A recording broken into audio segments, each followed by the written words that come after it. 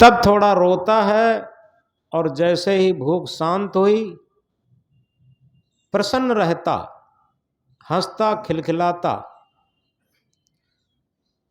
लेकिन धीरे धीरे जैसे जैसे परिवार से वो मिलता है, समाज से मिलता है,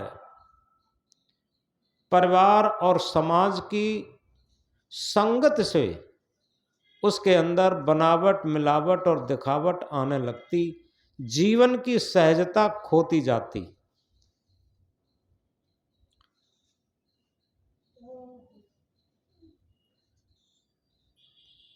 इसलिए सबसे बड़ी बात यह है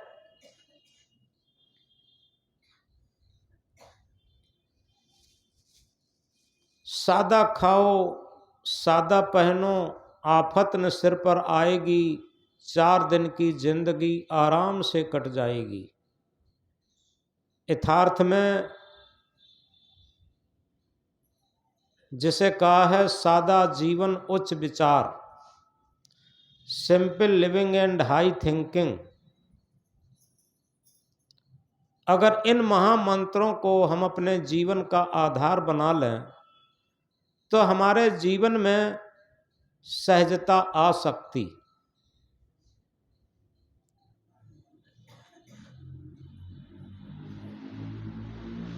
जब हमारे जीवन में सहजता रहती है तो आत्मा के तल पर जीवन होता, और जितना हमारा मन बाहरी चकाचौंध में बनावट और मिलावट और दिखावट में रहता, उतना ही हमारे मन के संस्कार खराब रहते। यथार्थ में अगर सही तरीके से समझा जाए, आज के विचार में भी लिखा है, आज का विचार अगर डायरी में लिखते रहें तो निश्चित एक ऐसा सद्ग्रंथ बन सकता जो हमारे जीवन को जागृत करता, हमारे जीवन की सच्ची उपलब्धि, हमारी मन की स्थिति, हमारे मन की सकारात्मक सोच और विचार ही है। हमारे जीवन में जितना हमारा मन पवित्र होगा, निर्मल होगा, उतना ही हम जीवन में प्रसन्न चित्त और अंदर से गुदगुदी भरा जीवन होगा, मस्ती भरा, शांत भरा जीवन होगा। और जितना ही हमारा मन कलुषित होगा, गंदा होगा, राग द्वेष छल कपट से युक्त होगा, उतना ही हम जीवन में दुखी होंगे। दुख और सुख का कारण धन दौलत पद प्रतिष्ठा मकान महल नहीं है, दुख और सुख का कारण हमारा मन है। जितना हमारा मन सुलझा हुआ होगा, सहज होगा, निर्मल होगा, हम सुखी होंगे, और जितना हमारा मन उलझा हुआ होगा, असहज होगा, और उतने ही हम दुखी होंगे। ये स्वाभाविक और सहज है, सूत्र है। तो इस तरीके से हमारे जीवन का अगर सही महत्व है तो हमारा पवित्र और निर्मल मन। और इसकी दूसरी परिभाषा की जाए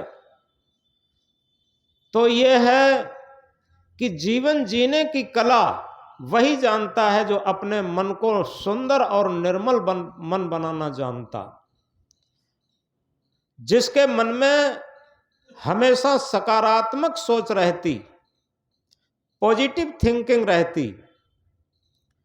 क्योंकि जितना हमारा जीवन नकारात्मक विचार से भरता जाता, जिसके बारे में कबीर साहब ने एक महामंत्र कहा है, संशय सब जग खंडिया, संशय खंडय न कोय, संशय खंडय सो जना, जो शब्द विवेकी हो।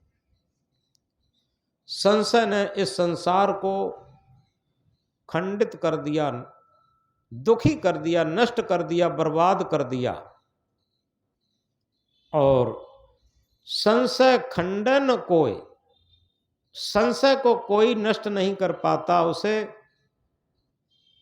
उसे अपने जीवन से, अपने मन मस्तिष्क से नहीं निकाल पाता।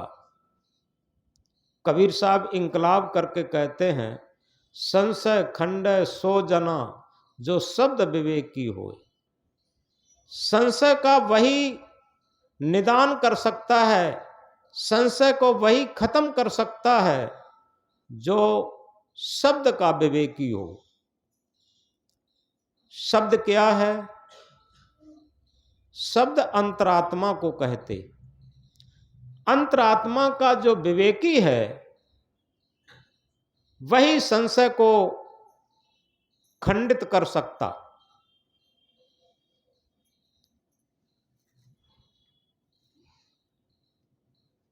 और जो अंतरात्मा का विवेकी नहीं है वो निश्चित है उसके अंदर संशय जरूर रहेगा, क्योंकि इस बात को समझने के लिए एक बात समझने की है कि दुनिया की सारी चीजें हम किसी मिस्त्री से बनवा लेते। जितना कुशल मिस्त्री होगा उतनी ही चीजें अच्छी होंगी। जैसे कपड़ा बनवाना है तो टेलर से बनवा लेते, कपड़ा, मकान बनवाना है, मिठाई बनवाना है, भोजन बनवाना है, साइकिल मोटरसाइकिल बनवानी है, कोई चीज बनवानी है, जितना कुशल मिस्त्री मिल जाएगा उतनी अच्छी चीजें बन जाएंगी। संसार में बहुत मिस्त्री पड़े हैं, बहुत योग्य भी पड़े हैं, लेकिन एक बात समझने की है कि हमारे मन को कोई मिस्त्री नहीं बना पाएगा, हमारे मन को हम ही बनाते हैं। अब ये हमारे ऊपर आधारित है कि हम कैसा मन बनाते, क्योंकि जैसे हमारे विचार होंगे वैसे हमारे कर्म होंगे, और जैसे हमारे कर्म होंगे वैसे हमारे संस्कार होंगे, और संस्कारों के समुच्चय को ही मन कहते हैं। ये मन की परिभाषा है। बहुत सरल तरीके से आप सभी लोग समझ सकते हैं कि जैसे हमारे विचार होंगे वैसे हमारे कर्म होंगे, और जैसे हमारे कर्म होंगे वैसे हमारे संस्कार होंगे, और सारे संस्कारों के समुच्चय को ही मन कहते हैं। ये मन के निर्माण की विधि है और ये मन की परिभाषा भी है। अब हम समझ सकते हैं कि हमारे विचार कैसे हैं, और इसीलिए कहा है, उठता है विचार तो उठता है आदमी, उठता है विचार तो उठता है आदमी, और गिरता है विचार तो गिरता है आदमी। हमारे जितने विचार उन्नतशील होंगे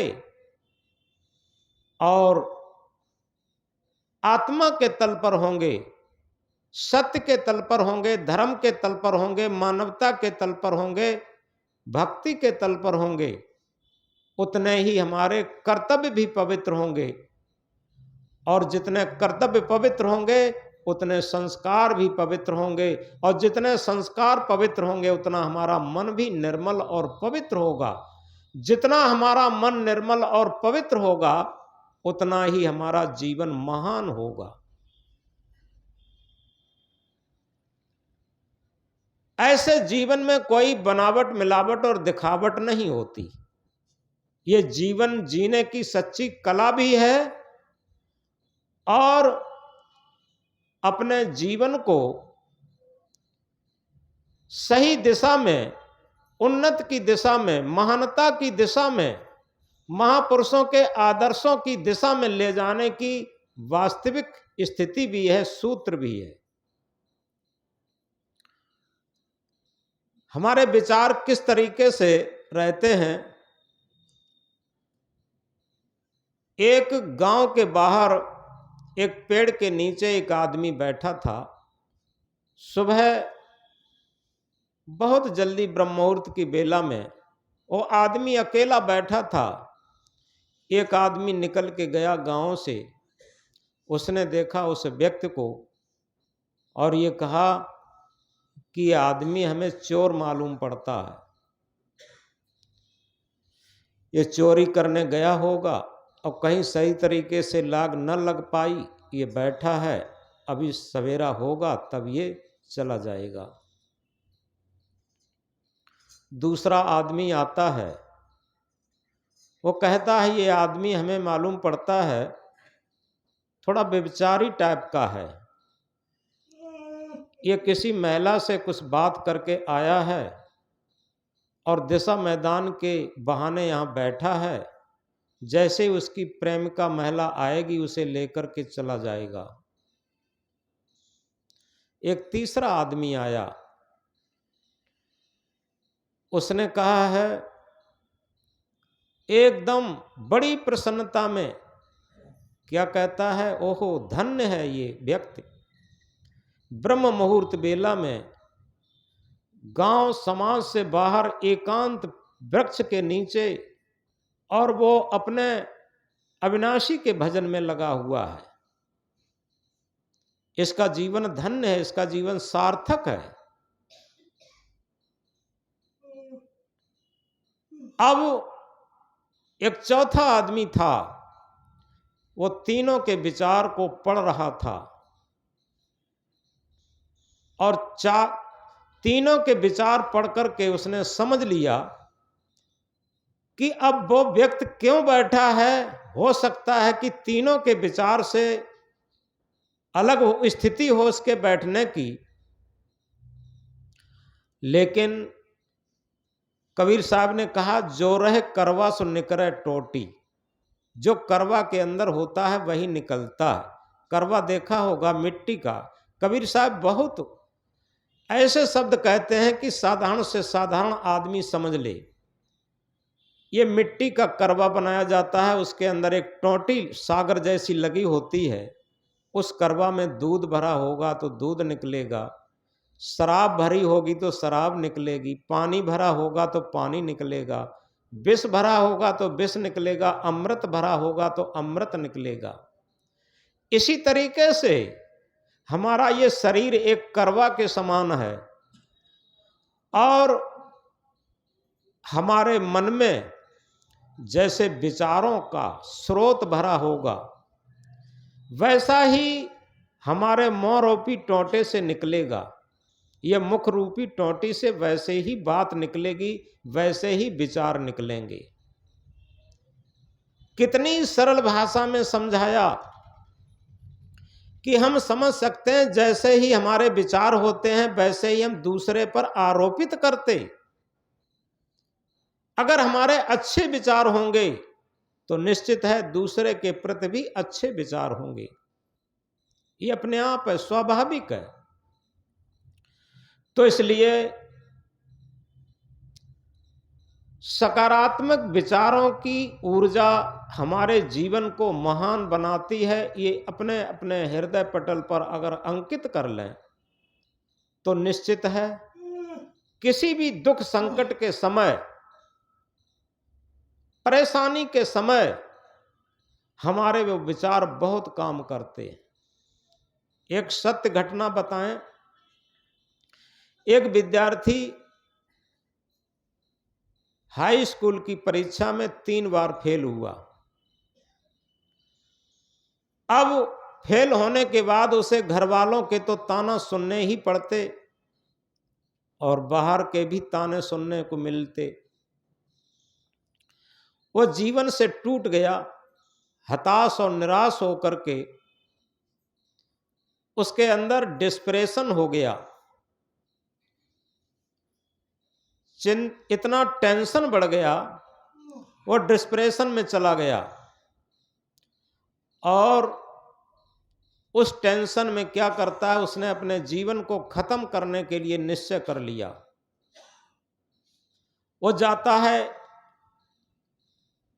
बाहर एक बीहड़ में एक खंडहर था मकान, उस मकान में बैठ करके सोचने लगा कि यहां पर क्या करूं, फांसी लगाऊं, कैसे अपने जीवन को खत्म करूं, ये विचार कर रहा था। वहां क्या देखता है, एक चींटी एक चावल लेकर के और दीवार पर चढ़ रही थी। उसकी निगाह उधर को गई, जैसे ही ऊपर की तरफ चढ़ती थी वो फिसल जाती थी, चावल सहित गिर पड़ती थी।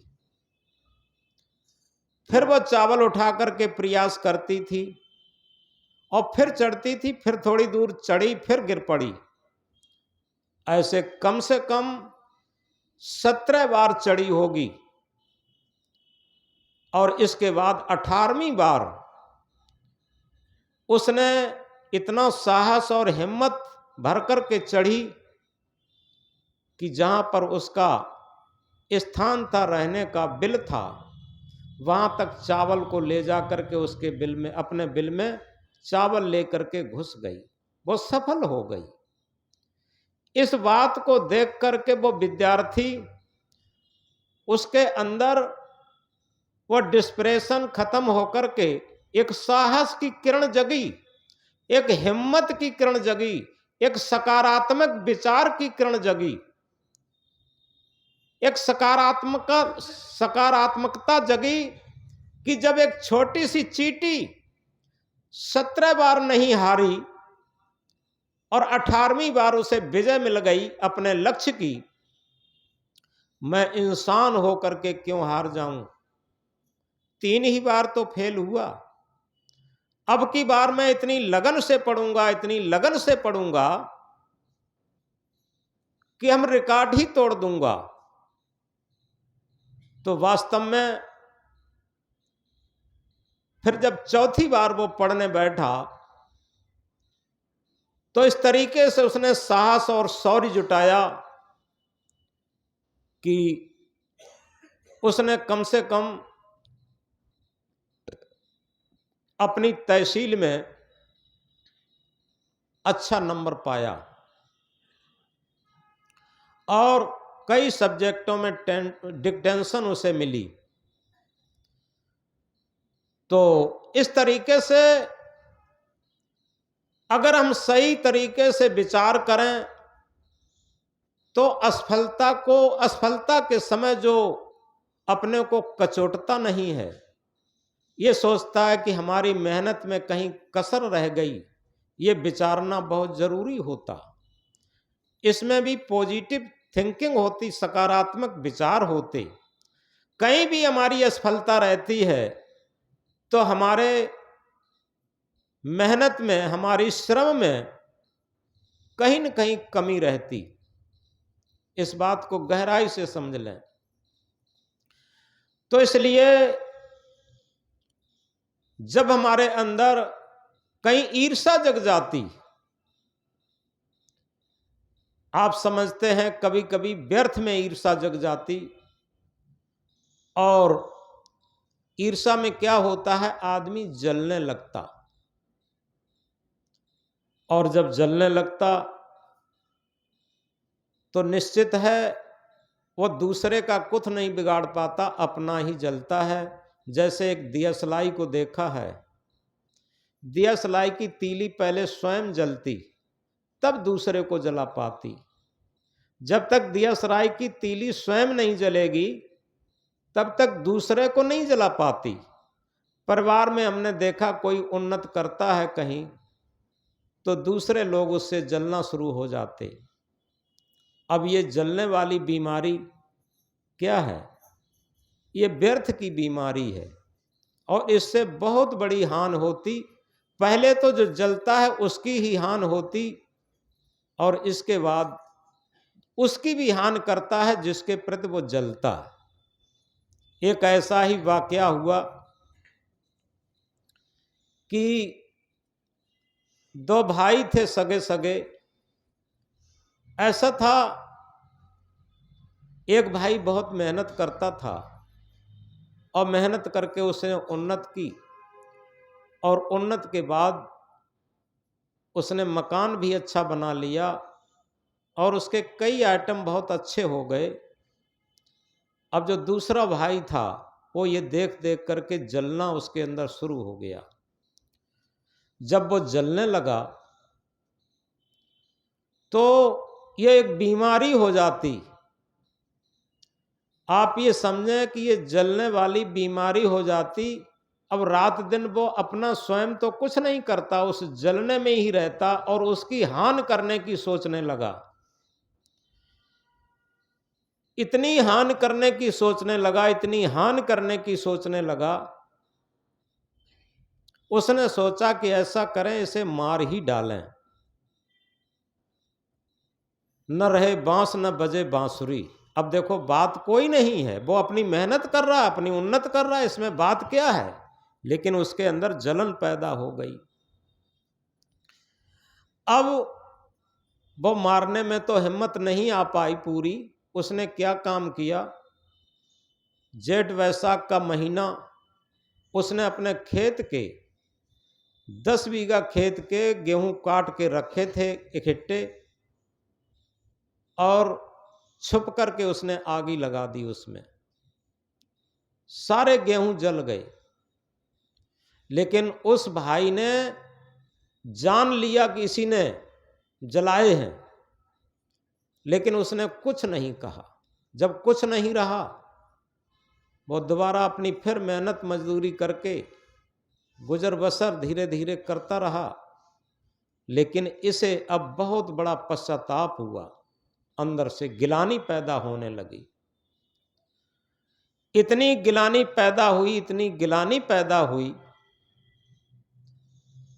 एक दिन रोकने से नहीं रुका और वो जाकर के भैया के पैरों पड़ गया जाके कि भैया मुझे क्षमा कर दो, मैंने ही तुम्हारे गेहूं में आग लगाई थी। तो उसने कहा मैंने जान लिया था कि तुमने आग लगाई है, लेकिन मैं कर भी क्या सकता था। गधा लात मारे तो गधा को लात थोड़ी मारी जाएगी। हमने सोचा जो हुआ सो हुआ, अब दूसरी बार फिर मेहनत करेंगे। लेकिन उसने कहा कि नहीं भैया, अब तुम्हारी साल का खर्चा जितना भी गेहूं से होता था वो हम देंगे और आज से अपने जीवन को सुधार करके चलेंगे। आपके गेहूं को नष्ट करके मुझे इतना पश्चाताप हुआ, इतना दुख हुआ कि शायद इतना दुख कभी नहीं जीवन में हुआ। तो इससे हमें एक शिक्षा मिली है कि हम व्यर्थ में दूसरे से ईर्ष्या करके, दूसरे से जल करके अपनी भी हानि करते हैं, दूसरे की भी हानि करते हैं। तो अब हम आपकी भरपाई धीरे धीरे करेंगे। उसने अपने भैया की भरपाई की और भरपाई करने के लिए उसे मेहनत करनी पड़ी और जब मेहनत की तो स्वयं भी सांत्वना से रहने लगा। उसके अंदर से ईर्ष्या खत्म हुई और जब ईर्ष्या खत्म हुई तो उसने परमार्थ के लिए भी काम करना शुरू कर दिया। अब उसे अपना स्वयं का प्रयोग जब उसने किया कि हमने जब से ईर्ष्या छोड़ दी, जलन छोड़ दी, तब से हमें अंदर से बहुत लाभ हो रहा है। अंदर आत्मिक लाभ भी हो रहा है, बाहर पारमार्थिक लाभ भी हो रहा है और तीसरा हर तरीके से हमारी भौतिक उन्नति भी हो रही है। 3 लाभ एक साथ हो रहे। तो धीरे धीरे वो एक बहुत सज्जन व्यक्ति बन गया और एक भक्त व्यक्ति बन गया। तो यथार्थ में ये सत्य घटनाएं हम देखें और समझें कि हमारे जीवन में ये गलतियां तो नहीं हैं। हम कहीं ईर्ष्या तो नहीं कर रहे। अगर ईर्ष्या कर रहे हैं कहीं भी तो निश्चित है कि हमारा मन बहुत दुखी होगा, पीड़ित होगा। और दुनिया में मन का गंदा होना, मन का पीड़ित होना, मन का दुखी होना, ये जीवन की सबसे बड़ी हानि है। कुछ रुपया पैसा खो जाए कोई दुख नहीं, बहुत छोटी चीज है, रुपया पैसा फिर आ सकता, लेकिन जो मन गंदा हो जाता, जो हमारे संस्कार गंदे हो जाते, उनकी भरपाई करना बहुत कठिन हो जाता। तो इसलिए सबसे बड़ी बात आज के विचार में लिखी गई है कि उठता है विचार तो उठता है आदमी, गिरता है विचार तो गिरता है आदमी। जब जब हमारे विचार उन्नतशील होते हैं, उठते हैं, परहित के होते हैं, तो निश्चित है हमारा मन बहुत अच्छा होता। जिसका मन पवित्र होता, निर्मल होता और इसमें परहित की भावना होती, दूसरे के सुख को देख करके वो सुखी होता, दूसरे के दुख को देख करके वो दुखी होता, ऐसा मन यथार्थ में अगर हमारा है तो निश्चित है ऐसा मन हमारा बहुत बड़ी संपत्ति होती। तो इसलिए दुनिया में सबसे बड़ी संपत्ति है कि हमारा मन सुंदर हो। जिसका मन सुंदर होगा, मन निर्मल होगा, उसकी जीवन जीने की कला अच्छी होगी, उसका जीवन महान होगा। और इसके लिए सबसे बड़ा साधन क्या बताया कि जितना हम सत्पुरुषों का संग बदल देता जीवन का रंग, हम सत्पुरुषों का संग करें। यथार्थ में सत्पुरुषों का संग क्या है? जो सत्य आत्मा के तल पर जीवन जीते हैं वही सत्पुरुष हैं। यह सत्पुरुष की परिभाषा है। सत्य आत्मा के तल पर जीवन जो भी जीते हैं वो सत्पुरुष हैं। और ऐसे सत्पुरुष ऐसा नहीं है कि वेश ड्रेस से सत्पुरुष कहे जाते। सत्पुरुष का सच्चा अर्थ है जो अपने सत्य आत्मा के तल पर जीवन जीना जानते हैं वही सत्पुरुष हैं। और ऐसे सत्पुरुषों के संग से हमारे जीवन का रंग ही बदल जाता, ढंग ही जीवन जीने की कला ही बदल जाती। कई बार देखा होगा, उदाहरण भी आते हैं, अंगुलीमाल जैसा डाकू महात्मा बुद्ध की शरण में आने से उसका जीवन ही बदल गया। क्यों? अंगुलीमाल एक ऐसा डाकू था जो मनुष्यों को मार मार करके, उंगली काट करके उंगली की माला पहन ली थी, इसलिए अंगुलीमाल उसका नाम पड़ा था।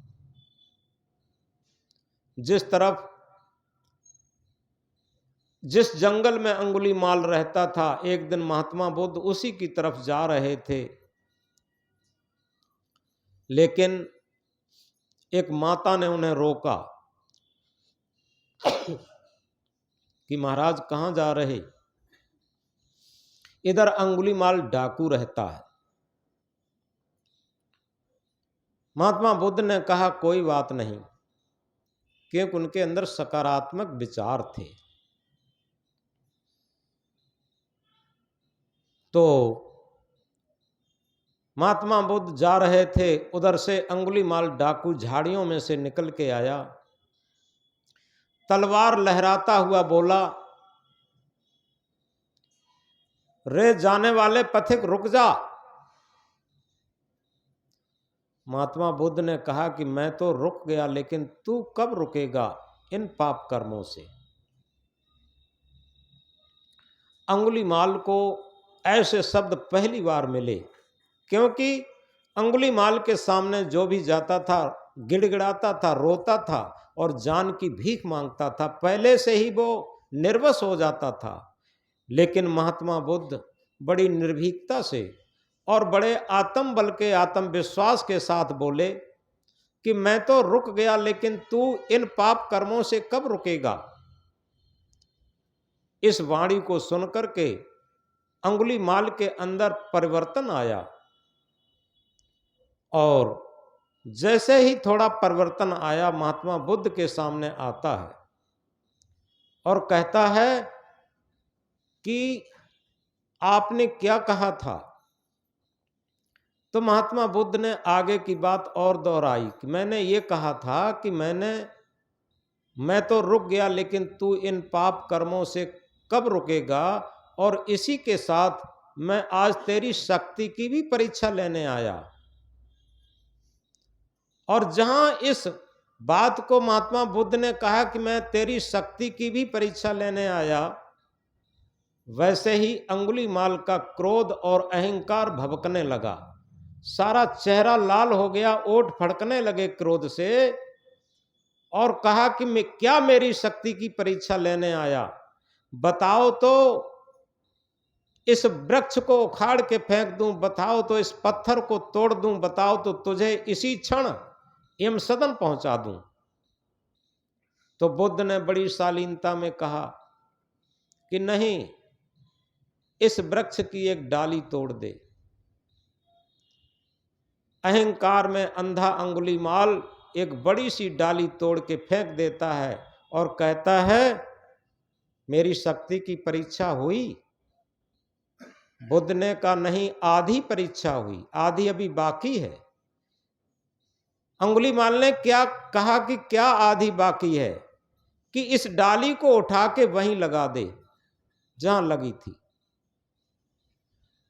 अहंकार में अंधा अंगुलीमाल डाली को उठा करके वहीं चिपकाता है, वहीं लगाता है, और डाली वहां अब कैसे लगे, कैसे चिपके?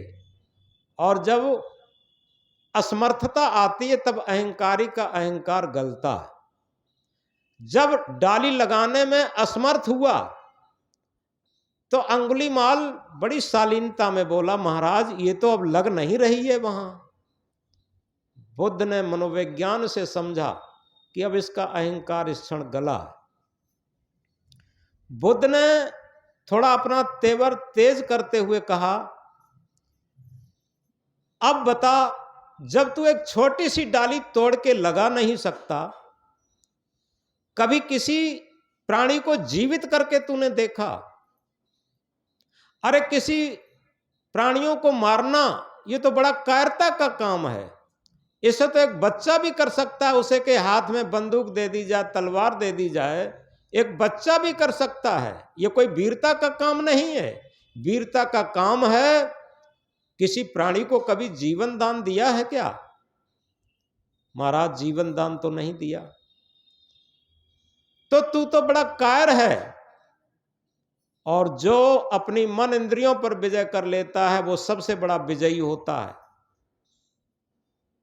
तो इसलिए जब तू जीवन दान नहीं दे सकता, तुझे मारने का क्या अधिकार है? ये मारना ये सबसे बड़ी कायरता है। जब अंगुलीमाल को ये बात समझ में आई, गिड़गिड़ाता हुआ बुद्ध के चरणों में गिरा और कहा कि महाराज मैंने तो जीवन में बहुत पाप किए हैं, बहुत पाप के संस्कार किए। वही अंगुलीमाल है जो अभी दहाड़ता था तलवार लेकर के। क्या हुआ? उसके मन में परिवर्तन आ गया। कैसे हुआ? सत्पुरुषों के संग से। इस बात को बहुत गहराई से समझें, क्योंकि जो सकारात्मक विचार हैं वो नकारात्मक विचारों को खत्म कर देते। ये स्वाभाविक है। तो जैसे ही बुद्ध ने कहा तू बहुत कायर है और तूने जो आदमियों को मार मार के उंगलियों की माला पहन रखी है, ये तेरे बहुत कायरता का निशान है। अगर तू किसी के जीवन को किसी जीव को जीवित नहीं कर सकता, तुझे मारने का कोई अधिकार नहीं। गिड़गिड़ाया, पश्चाताप किया और यह कहा कि प्रभु अब ये सारे पापों का उद्धार कैसे होगा? ये पाप संस्कार कैसे कटेंगे? बुद्ध ने कहा, जिस दिन से पापी ये समझ ले कि हमने बहुत पाप किए हैं, अपनी गलतियों को समझ ले और प्रायश्चित करके कभी जीवन में दोहराने का काम न करे और उसके विपरीत पुण्य काम और परमार्थ के काम करना शुरू कर दे, तो उसके पाप संस्कार कट सकते। तो अंगुलीमाल बदल गया। और ऐसे ही रत्नाकर हत्यारा, जो एक डाकू था और जो राहगीरों को लूट लूट करके संपत्ति अपने घर ले जाता था, एक दिन सप्तऋषि आए कहीं कहीं नारद को भी बताते हैं, लेकिन ज़्यादातर सप्त ऋषि आ रहे थे और उनके पास झोला लोटा कमंडल थे। अंगुली वो रत्नाकर हत्यारे ने कहा, डाकू ने कहा कि ऐ महात्माओं, अपना सारा दंड कमंडल सामान धन पैसा सब रख दो। अब बेचारे एक बदमाश के आगे क्या करें, तो उन्होंने रख दिए। रखने के बाद एक बूढ़े ऋषि ने ये कहा कि अंगुली वो रत्नाकर, एक बात बताओ, ये तुम पाप कर्म करते हो, लूट लाट के ले जाते हो और घर वालों के लिए ले जाते हो, कोई घर वाला तुम्हारे ये पाप कर्मों के संस्कार में साथी बन सकता? पाप कर्म तुम करते हो और परिवार वाले उसका खाते पीते पालन पोषण उनका होता, कोई तुम्हारे संस्कारों में भाग ले सकता? ये परिवार वालों से पूछो। तो रत्नाकर कहता है कि हाँ चलो, तुम जैसे चालू लोग तो हमें रोज मिलते हैं, लेकिन ऋषि की बात में दम था, सकारात्मक विचार थे। ऋषि ने कहा नहीं अंगुली वो नहीं रत्नाकर, तुम हम लोगों को, तुम्हें लगता हो हम पूछने जाएं और ये चले जाएं, ऐसा कुछ नहीं। हम लोगों के पास रस्सियां हैं, तब कुएं में से पानी भरा जाता था, पुराना जमाना था। रस्सियों से हम लोगों को बांध दो और पूछ के जरूर आओ। ऋषि की बात में दम लगा और उनके सकारात्मक विचारों से उसके नकारात्मक विचारों को चोट लगी। तो रत्नाकर ने सातों ऋषियों को अलग अलग पेड़ों से बांध दिया और जाकर के सबसे पहले अपने पिता से माता से पूछा कि हम ये लूटपाट करके लाते हैं, सब लोगों का पालन पोषण करते हैं, हमारे संस्कारों में आप लोग भाग लोगे कि नहीं? माता पिता ने कहा बेटा तुम मेरी इकलौती संतान थे, हमें पता नहीं था कि तुम लूटपाट करते हो, हमें पता, और हम तो अंदर से ये चाहते हैं तुम सब ये लूटपाट बंद कर दो, भले ही हमें सूखी रोटी खानी पड़े, फटा कपड़ा पहनना पड़े, कोई बात नहीं, ये गलत कर्म में हम न तो साथ तुम्हारे हो सकते, न तुम्हारे संस्कारों में साथ हो सकते। रत्नाकर खींच करके अपने पत्नी के पास जाता है, अर्धांगिनी के पास जाता है, इस विश्वास के साथ कि अर्धांगिनी तो मेरी बात को जरूर सहमत करेगी। पत्नी से बात दोहराई कि हम लूटपाट करके बहुत धनमाल लाते हैं रोज और तुम्हें समर्पित करते हैं, तुम हमारे पाप संस्कारों में साथ दोगी कि नहीं दोगी? पत्नी विचारशीला थी, उसने कहा पतिदेव हमने कभी नहीं चाहा और कभी मांग नहीं की तुम हमारे लिए डकैती चोरी करके लाओ और ऐसे सामान लाओ, ये लाओ, लेकिन हम तो मजबूर थी। आज आपको हम बताती हैं कि हम फटा कपड़ा सूखी रोटी खा के रह लूँगी, लेकिन आप ये पाप कर्म बिल्कुल बंद कर दो, ना तो इनकी सहमति दे सकती और ना आपके पाप संस्कारों में हम साथ दे सकती। जब पत्नी के ये शब्द सुने तब तक लड़का आ जाता है। लड़का स्वयं कहने लगता है कि पिताजी आप ही इन पाप कर्मों को करो, मैं तो पढ़ लिख करके अपना कार्य करूंगा और तुम्हारे इन पाप कर्मों में कभी साथी नहीं हो सकता। अब उसके अंदर क्या हुआ? परिवर्तन हुआ, उसके मन में परिवर्तन हुआ। शरीर वही है और सारी चीजें वही हैं, लेकिन मन में परिवर्तन हुआ। वो जाता है और सप्त ऋषियों की रस्सी खोल करके उनके चरणों में गिर जाता है और गिड़गिड़ाता है, माफी मांगता है और संकल्प लेता है कि हम जीवन में कभी भी पाप कर्म नहीं करेंगे। तो इस तरीके से सप्त ऋषियों की शिक्षा से वही रत्नाकर डाकू महर्षि वाल्मीकि बना, जिसने आदि रामायण की रचना की। इतना विद्वान बना जा करके बाद में। ये कैसे हुआ? ये सत्पुरुषों के साथ से हुआ। इसलिए जीवन में सबसे बड़ा महत्व है, जीवन में हम कैसे मकान में रहते हैं, कितना पैसा हमारे पास है, कितना मान सम्मान है, ये सब छोटी चीजें हैं। सबसे बड़ी बात यह है कैसे लोगों के साथ हम रहते हैं, सत्पुरुषों के साथ रहते हैं कि या असत पुरुषों के साथ रहते। ये जीवन की सबसे बड़ी हमारे जीने की कला होगी। अगर इस बात को हम समझ लें तो उसका जीवन बदल गया। तो इस प्रकार हम इन चीजों को गहराई से समझें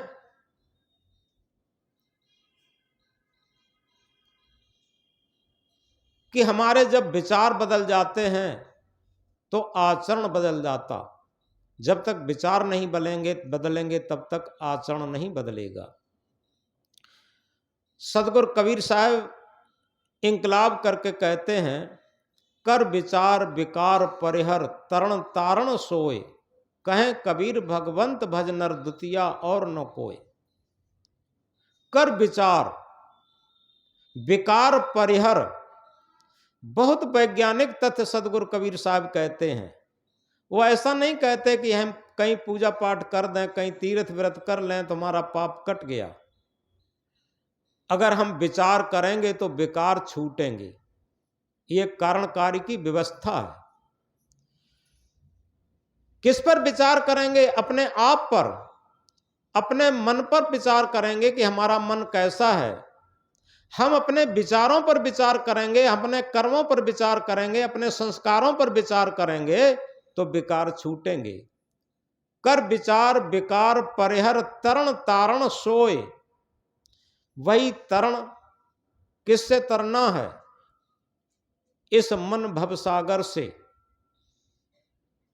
अगर कहीं भवसागर भरा होता तो आज जब हमारे भारतवर्ष ने चंद्रयान, गगनयान और यहां तक सूर्य की एक कक्षा तक यान को पहुंचा दिया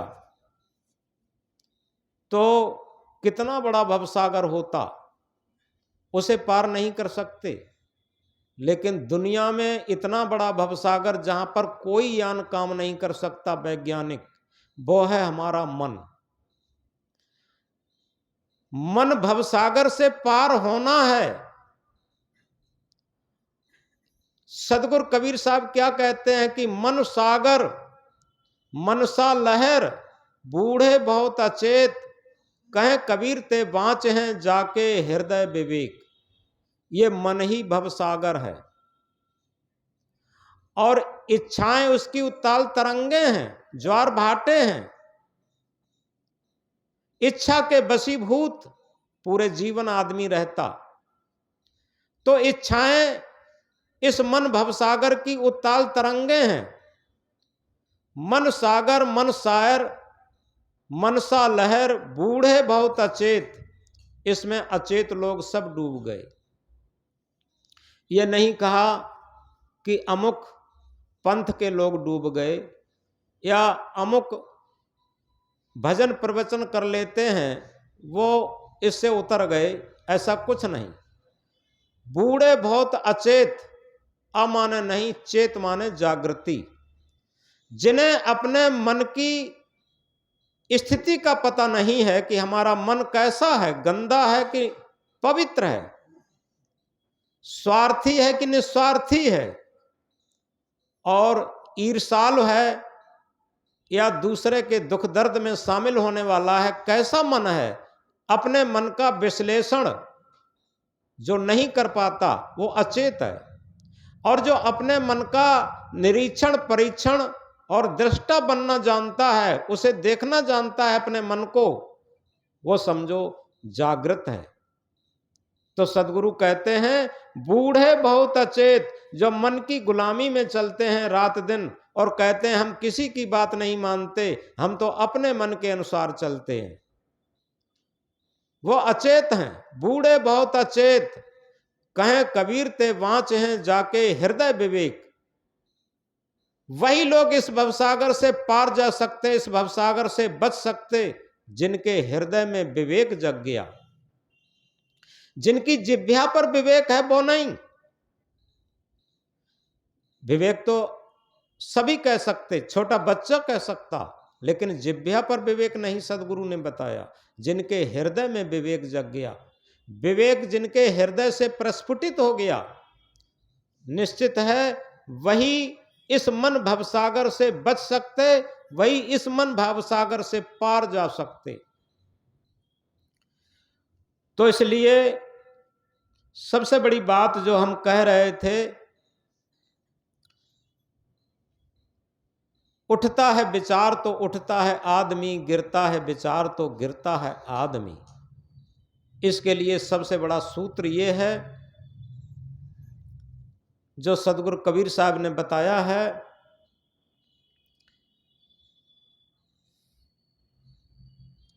संकट सोच पोच यही कलमा, बहुतक व्याधि शरीरा। जहां धीर गंभीर अति निश्चल तहां उठ मिलो कबीरा। संकट सोच पोच यही कलमा। संकट कहते हैं दुख को। हम थोड़ा विचार करें, जब भी दुख या संकट आता है तब आदमी सोच में पड़ जाता,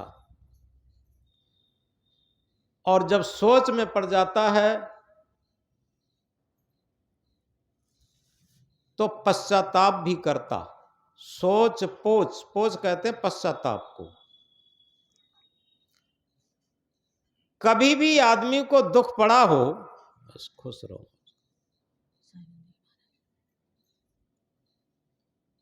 तब उस टाइम जागृत अवस्था रहती है। दुख की अवस्था एक ऐसी अवस्था है, आदमी अटेंशन पोजीशन में होता, सावधान अवस्था में।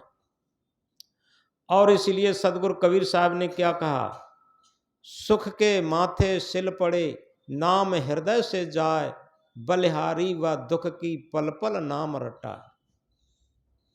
सुख के माथे सिल पड़े, जिस सुख के लिए पूरी दुनिया दीवानी है, और किसी भी बूढ़े आदमी से पूछो, ये बताओ पूरे जीवन में तुम्हें सुख कितना मिला, तो एक बूढ़ा व्यक्ति क्या कहेगा कि हमें सुख मिला तो नहीं, लेकिन सुख के लिए हम बिछौना जरूर बिछाते रहे, सुख के लिए लालायत तो बहुत रहे, सुख के लिए दौड़ तो बहुत लगाई, लेकिन लगता ये था कि इस तरीके का जीवन जी लें तो सुखी हो जाएंगे, इतना बड़ा महल मकान बना लें तो सुखी हो जाएंगे, इतना बड़ा धन दौलत हो जाए, इतना सोना चांदी हो जाए, ऐसी शादी हो जाए, ऐसे बच्चे हो जाएं, ये हो जाए वो हो जाए, तब हम सुखी हो जाएं। लेकिन पूरा जीवन इसी गुंताड़े में लगे रहे, सुख के पीछे दौड़ते रहे, और सुख गूलर का फूल हो गया, और बाद में वो दुख का मुख्य कारण बन गया। बाद में केवल रहा क्या, पश्चाताप। जिसे हम कभी कभी कहा करते हैं, बचपन खेल में खोयो, जवानी नींद भर सोयो, बुढ़ापा देख कर रोयो। बचपन को हम खेलों में खो देते हैं, जवानी को अहंकार की, विषयों के अहंकार में खो देते हैं, ऐंठ में खो देते, और बुढ़ापा देख कर रोयो। जब बुढ़ापा आता है तब हमें केवल रोना रोना रह जाता। दूसरी बात कभी कभी कहा करते हैं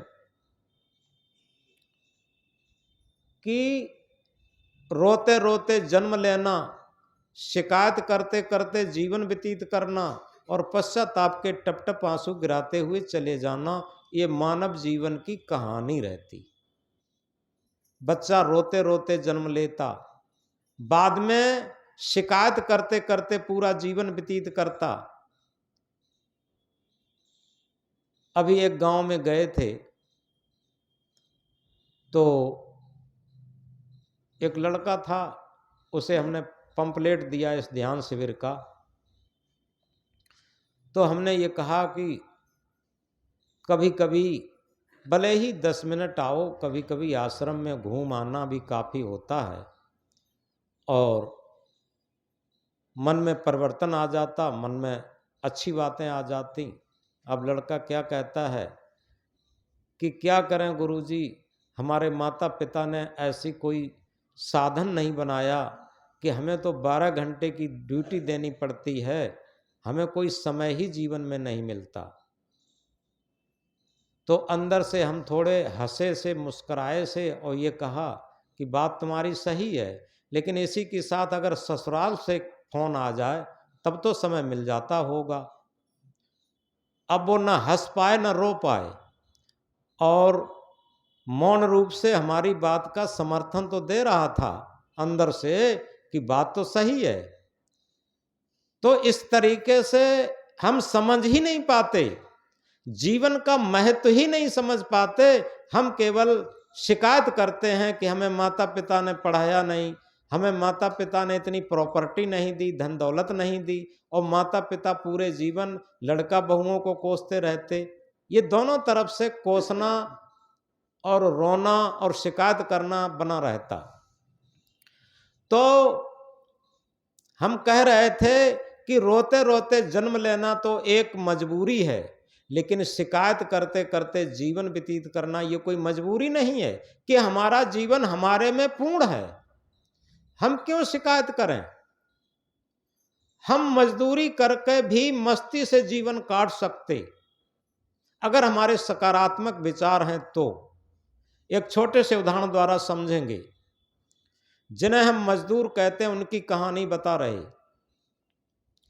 एक जगह ये मिट्टी की वो ईंटों की गिट्टी तोड़ी जा रही थी।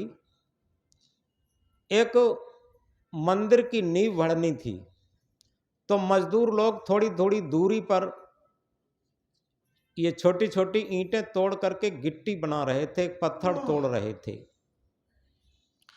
एक संत वहां से निकल के जाते हैं। संत ने एक मजदूर से पूछा, भैया क्या कर रहे हो? उसने कहा, दिखाई नहीं दे रहा, बाप दादे की ऐसी तैसी मरा रहा हूं और क्या कर रहा। अब संत बेचारे घबराए से और शांत हो गए। वो थोड़ा और बढ़ करके दूसरा मजदूर थोड़ी दूरी पर वो तोड़ रहा था। उससे कहा, भैया क्या कर रहे, क्या बना रहे? उसने कहा, महाराज क्या कर रहे, अपने पेट पालना कर रहे, बच्चों का लालन पालन कर रहे, पेट पाल रहे, और क्या कर रहे, उसका काम कर रहे। थोड़ा नरम उसका जवाब रहा। थोड़ा और बढ़कर के एक तीसरा मजदूर था, वो भी वही काम कर रहा था। उससे पूछा, भैया क्या काम कर रहे? तो उसने कहा कि महाराज जी, हम प्रभु का मंदिर बनाने का काम कर रहे। अब 3 आदमी हैं, एक ही काम कर रहे। अब समझो तीनों के अलग अलग विचार हैं। अब इसे हम समझ सकते हैं। हमें रोना है तो हर स्थिति में हम रो सकते, और हमें नकारात्मक विचार रखने हैं तो हर स्थिति में रख सकते। और अगर हमें प्रसन्न जीवन जीना है, मन को सकारात्मक विचारों की ऊर्जा से भरना है, उत्साह शौर्य से भरना है, तो हर स्थिति में भर सकते। वो तीसरा आदमी था, कितनी प्रसन्नता से बोला, क्या कर रहा हूं महाराज? प्रभु के मंदिर का निर्माण करने जा रहा, उसका काम कर रहा। उसका भी विचार देखिए। तो इसी तरीके से हम किसी भी परिस्थिति में हों, इस बात को गहराई से समझ लें। अगर हमारे अंदर सकारात्मक विचारों की ऊर्जा हमारे मन में भरी है तो निश्चित है हम उसे मोड़ लेंगे, उस स्थिति को दुख से सुख में बदल लेंगे। ये बहुत ऊंची चीज होती है।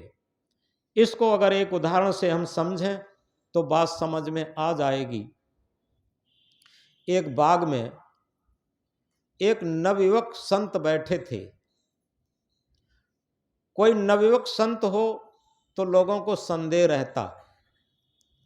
नवयुवक संत एक बाग में एक पेड़ के नीचे अपने आत्मचिंतन में बैठे थे।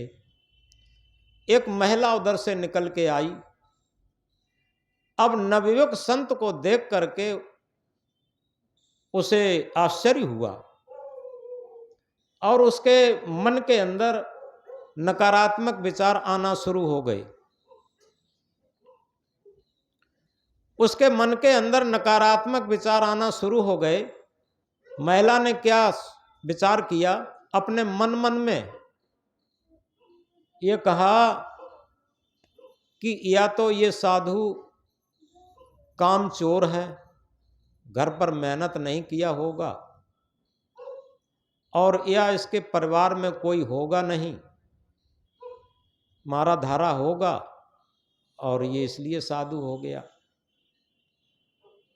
तो ये जब नकारात्मक विचार, और ये स्वार्थी होगा, पेट का लालची होगा, इसलिए साधु हो गया होगा, ये नकारात्मक विचार जब भरने लगे तो उसके फिर मन में आया। थोड़ा पास जाकर के साधु से पूछा, क्यों भाई साधु जी? महात्मा ने आंखें खोली, देखा एक महिला है। तो उन्होंने कहा, हाँ बहन जी क्या कहना चाहती हो? तो महिला ने कहा कि महाराज एक बात पूछना चाहती हूँ। साधु ने कहा, बहन जी पूछिए, क्या पूछना चाहती हो? साधु पहले सच्चाए, क्योंकि वहाँ बाग में और कोई है नहीं, कोई बाहर से देखेगा तो वो भी डाउट करेगा कि कैसा साधु है, किसी महिला से बात करता। तो जब साधु ने कहा कि हाँ बहन जी पूछिए, क्या पूछना है, तो उस महिला ने पूछा कि आपसे ये पूछना चाहती हूँ, आपके घर में कोई माता पिता भाई भावज नहीं थे? साधु ने कहा, हाँ माता पिता भाई भावज सब थे। क्या आप पढ़े लिखे नहीं थे? कि हाँ हम पढ़े लिखे थे। कि घर में कोई नौकरी खेती व्यापार कुछ नहीं होता था? कि हाँ हमारे घर में नौकरी भी होती थी, थोड़ा बहुत व्यापार भी होता था, थोड़ा बहुत खेती भी होती थी, सारी चीजें होती थी। तब ये पूछा, ये बताओ जब तुम्हारे घर में सब कुछ था फिर तुम साधु क्यों हो गए? तो संत ने कहा, ठीक है बहन जी, इसका जवाब अभी हम दे रहे, लेकिन इससे पहले एक बात आपसे पूछना चाहता हूँ। आप इस समय ससुराल में हैं या पीहर में हैं? तो उस महिला ने कहा कि इस समय हम ससुराल में हैं। तो संत ने पूछा, एक बात बताओ बहन, एक बात पूछना चाहता हूँ, आपके घर में माता पिता भाई भावज थे कि नहीं थे? तो उन्होंने कहा कि हाँ माता पिता थे। साधु ने कहा कि हाँ माता पिता थे, भाई भावज थे, सब कुछ थे। और तुम पढ़ी लिखी थी कि नहीं थी? कि हम पढ़े लिखे भी थे। और एक बात बताओ कि आपके घर में खेती बाड़ी व्यापार कुछ होता था कि नहीं होता था? कि हाँ खेती बाड़ी व्यापार सब कुछ होता था। साधु ने कहा कि एक बात बताओ बहन जी, जब तुम्हारे घर में माता पिता भाई भावज सब कुछ थे, खेती बाड़ी व्यापार नौकरी चाकरी सब कुछ था, तो सब कुछ छोड़ करके तुम यहां ससुराल में क्यों आई? अब जैसे ही साधु ने ये बात कही, अंदर अंदर उस महिला के जवाब अपने आप आ गया। फिर भी साधु ने कहा कि बहन जी, जब तुम क्षणिक सांसारिक सुख के लिए माता पिता को छोड़ सकती, भाई भावज को छोड़ सकती, खेती बाड़ी व्यापार सब घर परिवार छोड़ सकती हो, और हमने अनंत सुख असीम सुख और मुक्ति मोक्ष कल्याण के लिए आत्म परमात्म के लिए अगर हमने माता पिता को छोड़ दिया हो, भाई भावज को छोड़ दिया हो और सारे घर परिवार को छोड़ दिया हो, तो कौन सा बुरा काम किया? अब बहन जी को एक बात समझ में आ गई, उत्तर बहुत अच्छी तरीके से समझ में आ गया। इसी के बाद संत ने फिर एक बात पूछी। संत ने कहा बहन जी एक बात आपसे हम पूछूं? कि हाँ पूछो साधु जी। अब उन्हें शांति मिल गई कि एक बात पूछना चाहती हूँ। वो साधु ने कहा एक बात पूछना चाहते हैं कि आपको अगर आटा दाल दे दिया जाए तो रोटी दाल बनाना जानती हो? कि हाँ जानते हैं। आपको दूध चीनी चावल दे दिया जाए तो खीर बनाना जानती हो? कि जानते हैं। आपको अगर दूध दे दिया जाए तो दूध में से दही बनाना जानती हो? कि जानते हैं। और दही में से मक्खन निकालना जानती हो? कि जानते हैं। और मक्खन में से घी निकालना जानती हो? कि जानते हैं। साधु ने पूछा एक बात बताओ बहन जी, तुम दुख में से सुख बनाना जानती हो? अब महिला चुप हो गई। महिला ने कहा कि महाराज दुख में से सुख बनाना नहीं जानती। तो साधु ने कहा कि बहन जी दुख में से सुख बनाना ये जीवन जीने की सच्ची कला है। और जो सच्चा साधु है, सच्चा भक्त है, वो दुख में से सुख बनाना जानता है।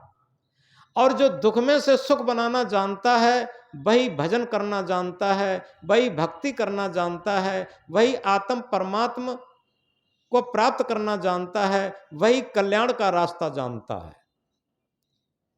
तो बहन जी का फिर भी पूरा समाधान नहीं हुआ और यह कहा महाराज हमें पूरी बात समझ में नहीं आई, आखिर दुख में से सुख कैसे बनाया जाता?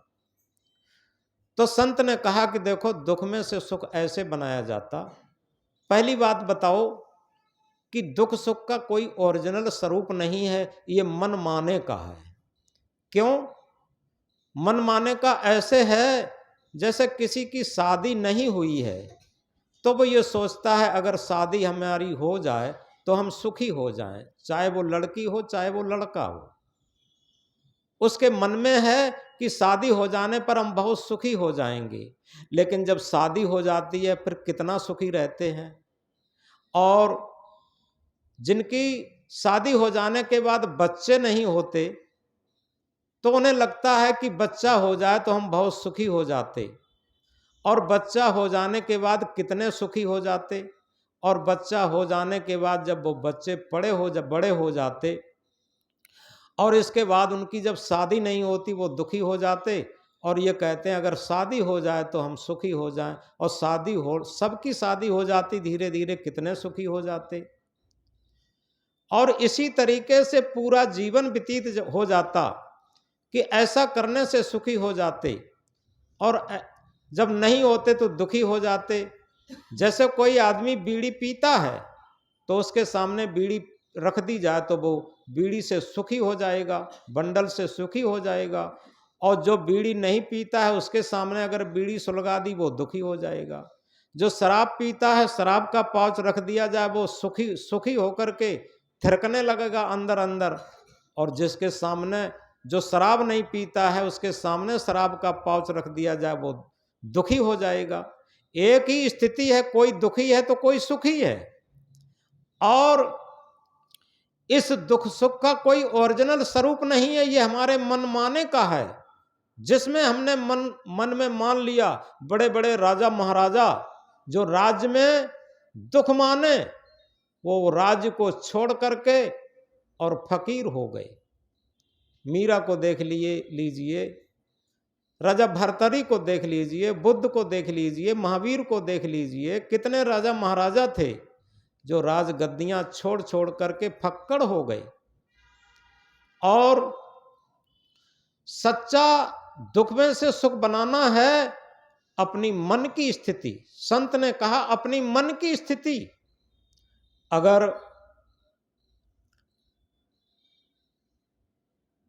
हमारे मन में सकारात्मक विचारों की ऊर्जा भरी हुई है तो निश्चित हम दुख को भी सुख में बदल लेंगे। ये अपने आप और स्वाभाविक है। क्योंकि तब क्या लगता है, इस जीवन दरिया के सुख दुख दो किनारे हैं, सुख भी तो हमारे हैं, दुख भी तो हमारे हैं। इस जीवन दरिया के सुख दुख दो किनारे हैं, सुख भी तो हमारे हैं, दुख भी तो हमारे हैं। कभी सुख है कभी दुख है, इसी का नाम जीवन है। ये सुख दुख का वास्तविक कोई स्वरूप नहीं है।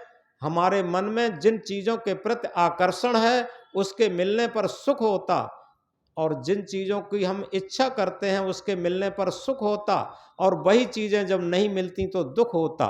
लेकिन एक सुख दुख से परे परम पद है। सुख दुख से कोई परे परम पद, जो पद है सुखदाई, वो क्या है? अपने आत्मा के तल पर जीवन जीना। जो अपने आत्मा के तल पर जीवन जीता है, मन के आयाम से ऊपर उठकर के जीवन जीता है, वो दुख को भी सुख में बदल लेता। क्योंकि जितने भी संघर्ष हैं, जितनी भी कठिनाइयां हैं, वो उनके जीवन की सीढ़ी बन जाती। यथार्थ में जिस तरीके से जितने भी भक्त आए जितने भी महापुरुष आए, उनके जीवन को पढ़िए, चाहे राम के, चाहे कृष्ण के, चाहे बुद्ध के, चाहे महावीर के, चाहे कबीर के, चाहे मीरा के, चाहे सबरी के, किसी का जीवन आप पढ़ लीजिए, वो जीवन में कभी भी दुखी महसूस नहीं हुए। कितनी कठिन परिस्थितियां झेलते रहे, और सारी कठिन परिस्थितियां झेलने के बाद भी कभी दुखी नहीं हुए, कभी शिकायत नहीं की कि क्या हुआ कि हम भक्ति में आ गए, अन्यथा ऐसे थे, ये करते थे, हम इतने बड़े आदमी थे। जहाँ ये पश्चाताप है, वहाँ सच्चा आध्यात्मिक सुख मिला नहीं, आध्यात्मिक शांति मिली नहीं। वो अपनी आत्मा से, सत्य आत्मा से जुड़े नहीं, उनका मन जुड़ा नहीं, उनके मन में सकारात्मक विचारों की ऊर्जा का स्रोत फूटा नहीं, उनके विचार महान बने नहीं। याद रखें, जो अपने पर पश्चाताप करते हैं स्वयं, और जो ये सोचते हैं अपने जीवन में, ये सोच के चलते हैं, देखो सुकरात को जहर दिया गया, स्वामी दयानंद को जहर दिया गया, ईसा मसीह क्रूस पर लटकाए गए, लेकिन किसी के मुख से दुख नाम का, पश्चाताप नाम का शब्द नहीं निकला। आप सबकी जीवनियां पढ़े हैं, सब पढ़े लिखे हैं, सब जानते हैं, कहीं भी किसी को ये नहीं महसूस हुआ। तो इसलिए सबसे बड़ी बात यह है कि हमारे अगर आत्मा के तल पर सकारात्मक विचारों की ऊर्जा का स्रोत फूट रहा है, तो सारे दुख हमारे सुख में बदल जाते। ये सूत्र है। कोई भी दुख रहता ही नहीं, क्योंकि दुख तभी तक है जब तक हम मन के तल पर जीवन जीते हैं, मन इंद्रियों की गुलामी पर जीवन जीते हैं, तभी तक सारे दुख सुख हैं। और जब मन इंद्रियों की गुलामी से हट ऊपर उठ करके आत्मा के तल पर जीवन जीते हैं, तो निश्चित है इस सुख दुख से परे एक आनंद होता है, एक शांति पद होता है। आनंद पद और शांत पद पर जीवन जीना शुरू कर देते। तो तभी कहा है, मन मस्त हुआ तब क्यों बोले, हीरा पायो गांठ गठियायो, बार बार बको क्यों खोले। हमारा जब मन आत्मा की मस्ती में मस्त रहता, सत्यता की मस्ती में मस्त रहता, भक्ति की मस्ती में मस्त रहता, तो बाहर उसका बोलना बंद हो जाता। बोलने का अर्थ यही है, बाहर के जितने भी आकर्षण हैं वो खत्म हो जाते, क्योंकि आत्मा के तल पर जिया हुआ जीवन सच्चा भजन है, सच्ची भक्ति है, सच्ची साधना है, सच्चा ध्यान है। तो इसलिए संत की बात को सुनकर उस महिला के अंदर आत्मबोध जग गया, और उसने संकल्प लिया कि अब आज से हम अपना भक्ति का जीवन जीना शुरू करेंगे। और उसी दिन से अपना उसने भक्ति का जीवन शुरू कर दिया, उसके अंदर जागृति आ गई। तो इसलिए यथार्थ में हमारे जीवन का जो वास्तविक महत्व है वो हमने शुरू में बताया था कि हमारे पास क्या क्या है इसका नहीं है, कि हमारा मन कैसा है इसका महत्व है। जितना हमारा सुंदर मन होगा, जितना हमारा निर्मल मन होगा, जितने हमारे मन में सकारात्मक विचारों की ऊर्जा बह रही होगी, उतना ही हम सुखी और शांत होंगे। और जितना ही हमारे मन में नकारात्मक विचारों की ऊर्जा बह रही होगी, उतना ही हम दुखी होंगे, चाहे हम दुनिया के सबसे बड़े सेठ हों, इससे कोई मतलब नहीं। तो इस प्रकार आज का सत्संग यहीं पर विराम लेता है। यथार्थ में सुख और दुख हमारे जीवन की एक धूप छां की तरीके से हैं, और इनसे पार जो सत्य आत्मा है उसके तल पर जब जीवन आ जाता है तो ये बहुत छोटी चीजें रह जाती। जैसे छोटे छोटे बच्चे खिलौने के मिलने में, टूटने में, न मिलने में दुखी सुखी होते रहते, लेकिन बड़े होने पर भाई खिलौना कुछ नहीं। इसी तरीके से ये संसार एक खिलौने के तरीके से है, सांसारिकता एक खेल के तरीके से है, और इससे जो सांसारिक मन इंद्रियों से ऊपर उठ करके और आत्मा के तल पर, आत्मा के तल का खेल जानना शुरू हो जाते हैं, निश्चित है उनके लिए ये सब चीजें छोटी हो जाती।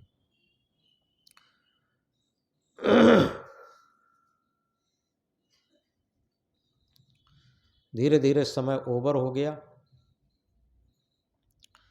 यथार्थ में आज का सत्संग अगले प्रोग्राम के संदर्भ में था कि हम लोग आगे ध्यान शिविर की तरफ बढ़ रहे हैं। जैसे विद्यार्थी साल भर पढ़ता है और साल भरे के बाद परीक्षा आती है, ऐसे ही पूरी साल रविवारी सत्संग से लेकर, राष्ट्रीय पर्वों के सत्संग से लेकर और बड़े बड़े सत्संगों से लेकर ये चलते आए हैं। ये हमारा अब ध्यान शिविर है। ध्यान शिविर और सत्संग का आयोजन रखा जाएगा 21, 22, 23, 24 को। तो 21, 22 को पूर्णतया ध्यान है। कुछ साधक 20 को ही शाम को आ जाएंगे, 20 को ही ध्यान शुरू करा दिया जाता है, और 23, 24 को सत्संग होगा, 24 को भंडारा हो जाएगा। 24 को माघ की पूर्णमासी पड़ेगी, द्वादशी, 13, 14 पूर्णमासी। और इसके लिए अभी सभी को पंपलेट बांटे जाएंगे, पर्चे, और जिन लोगों के यहाँ कई 204 भक्त हैं, उनके लिए वो पर्चा भी ले लेंगे, अपना अपना तो सब ले ही लेंगे इस तरीके से। और ध्यान शिविर के लिए पहले से लोग नाम लिखवाएं, और जिन्हें नाम लिखवाना हो एक रजिस्टर में नाम लिखवा दें, और बाद बाकी सब कार्यकर्ता जानते ही हैं। अगले रविवार को भी सत्संग होगा। अगला रविवार 18 तारीख को है, 18 तारीख को सत्संग होगा, और उसके बाद 19 बीच में पड़ेगी, और 20, 18, 19, 20 शाम को लोग आएंगे, और 21 से विधिवत ध्यान शिविर शुरू हो जाएगा। इसलिए इस ध्यान शिविर में तन मन धन से सहभागी बनकर के अपने जीवन के मूल्य को समझें, तथा इन बातों को समझें। जीवन क्या है, जन्म क्यों होता है, मृत्यु क्यों होती है, मन क्या है, हम अपने मन को एकाग्र कैसे करें, मन को संकल्प शून्य कैसे बनाएं, और मन के आयाम से पार आत्म परमात्मा क्या होता है उसका साक्षात्कार कैसे करें, भजन क्या है कैसे करें, ध्यान क्या कैसे करें, अपनी आत्म स्थिति में स्थित कैसे हों। इन सारे प्रश्नों को अभी तक हम थ्योरिकल में पढ़ते थे, थ्योरिकल में सुनते थे, लेकिन अब हम प्रयोग में उस स्थिति में पहुंचने की एक प्रयोगशाला में प्रयोग करेंगे। तो इसलिए सभी लोग जो इसके इच्छुक हैं एक रजिस्टर पर नाम लिखा देंगे। उतने साधकों को यहाँ पर व्यवस्था रहेगी, और उनके उतने साधकों के लिए यहाँ पर चाय, जलपान भोजन से लेकर आवास तक की सब व्यवस्था रहेगी और विधिवत ध्यान शिविर चलेगा। अब